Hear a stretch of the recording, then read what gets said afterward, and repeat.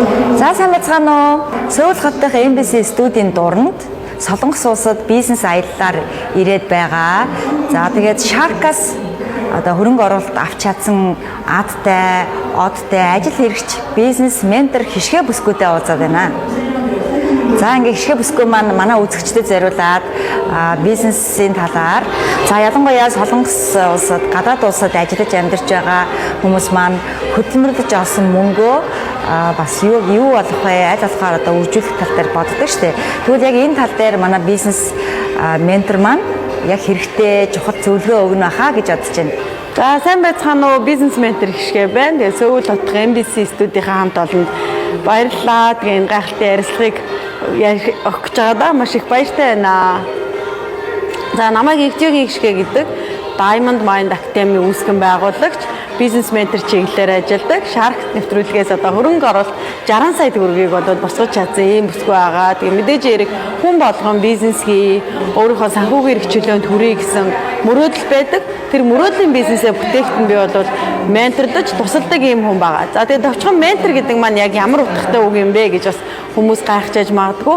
Ментор гэдэг бол яг өөрийнхөө дуршлагыг бусдад зааж өгдөг гэсэн үг. Нэгснээ бид нар тэгээ 10 давхар ингээд шатаар алхахаас та лев дээр ингэ явчихдаг юм аа, бизнесээ ингэж хийвэл зүгээр байдаг юм аа, бизнес төсөл төлөвлөгөөгөө ингэж бичдэг юм аа гэдэг ингээд яг өөрийнхөө туршлагыг заадаг хүнийг бол ментор гэдэг. За миний хувьд одоогийн байдлаар маш олон бизнесүүдийг менторлоод амжилттайгаар орлого санхүүгийг өсгөх, за мэдээ шинэ бизнесийг эхлүүлэх энэ боломжийг бол олгож өгж байгаа. Тэгээ яг энэ удаа Сөүл хотод ирсэн ажил маань гэвэл Чомбог мужиж Осанг хотын одоо Солонгос дахь гоо сайхны үйлдвэрүүдийн үзэсгэлэн экспод оролцлоо. Тэгээд 60 гаруй хүнээс сонгон шалгаруулаад 5 бизнес эрхлэгчид эхний удаа оролцсон. Тэгээ өөр өөрийн гэсэн брендинг гоо сайхны бүтээгдэхүүнийг Монголдо оруулахаар ингээд зориг шилдуудаад яг үйлдвэрүүдтэй танилцаад гоо сайхны бүтээгдэхүүнтэйгээ танилцаад ингээд бид нар маргааш одоо Монгол руугаа зориход бэлэн болсон байна. За Солонгост ажиллаж амьдарч байгаа монголчууд манаас надтай нэлээд холбогддог.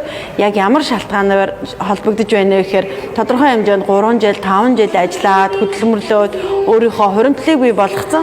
Харин хаанаас яаж бизнес хийх вэ? Монголд эдийн засгийн нөхцөл байдал ямар байна? За ямар бизнес хийвэл зүгээр вэ? Бизнес хийсэн ч гэсэн би хэрхэн энэ бизнесээ хийх юм бэ гэж бас холбогддог. Энэ бүхэнд нь бол тэр мөрөөдлийн бизнесээ бүтээхтэн тусалдаг, бизнес төлөвлөгөөг нь хамтдаа бичлэлцдэг, за зах зээлийн талаар судалгааг нь хийдэг.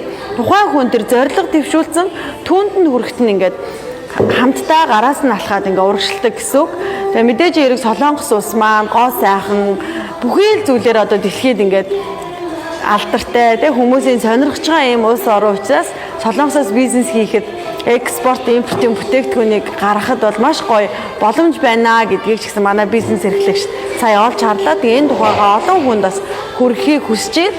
За жишээ нь одоо тэгээ өөрийн брендийн саван, за шампунь гэдэг юм уу, энэ гоо сайхантай холбоотой витаминууд гэдэг юм ингээд үйлдвэртэй шууд холбогдоод гэрээ ийн гэдгээрээ энэ удаагийн экспо бол маш давуу талтай байлаа. Тэгэхээр бид нар нөгөө хүнээр дамжуулах гэдэг юм уу, тэгээ өөрөө судална гэвэл маш их зардал гарна. Гэтэл энэ бүхнийг нь шууд холбож өгж байгаагаараа бол маш онцлогтой байгаа. Тэгээд 2024 оны 3 сард бол бидний дараагийн экспо болно. Энэ бол хүнсний чиглэлээр экспонд оролцох юм байгаа. Тэгээ одоо бол 10 сарын дундуур сүүлээс эхлээд бэлтгэл ажилдаа ингээд орох гээд байж байна. Тэгэхээр манай бизнес эрхлэхийг хүсэж байгаа хүмүүс, бизнес хийж байгаа хүмүүсийн гол түгээмэл гаргадаг алдаа нь бол санхүүгийнхаа тооцооллыг маш дутуу хийдэг. За нөгөө талаар бизнесийн төлөвлөлт огт байдаггүй. Тэгэхээр ментор хүний хувьд би хүмүүст юу зөвлөдөг вэ гэхээр бизнесийнхаа төлөвлөгөөг бичээч, санхүүгээ маш сайн тооцоолдог байгаа ч ингэх юм бол бид нар урт хугацаанд богино хугацаанд мөнгө санхүү бүтээнийхээсээ илүү 3-аас 5 жилийн дараа би ямар хэмжээний орлоготой болцсон байх вэ? Бизнес маань яаж өссөн байх вэ гэдгийг олж хараасаа гэдгийг бол хүсдэг. Тэгээ та бүхэн ч гэсэн энэ гоё нэвтрүүлгийг үзэж байгаа бол бизнес хий, эсвэл бизнес хийж байгаа бол нэрээ надад бизнес төлөвлөгөө байна уу? Дараагийн 3 жил, 5 жилийн маань алсын араа байна уу? За санхүүгийн хувьд би хэр зэрэг сахилга баттай байна вэ? За мөн бизнестэй би хэр зэрэг итгэж тууштай хандаж байна гэдгээ бас бодож үзээсэй гэж бол хүсэж байна. За баярлалаа, амжилт хүсье. Ингээд хишгэ ментортой холбогдохыг хүсвэл сошиал хаягаар нь холбогдорой.